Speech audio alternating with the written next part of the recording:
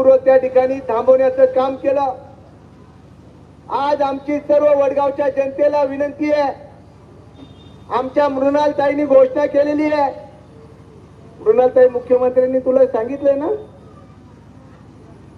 मृणालताई या नगराध्यक्ष झाल्यानंतर ज्या वेळेस पहिला अजिंठा त्या ठिकाणी नगरपंचायतीच्या सभेचा निघेल, त्या वडगाव नगरपंचायतीच्या पहिल्या अजिंठ्यावर पहिला विषय जर कोणता असेल तर वडगावचा विकास आराखडा रद्द करण्याचं काम त्या ठिकाणी आम्ही केल्याशिवाय राहणार नाही.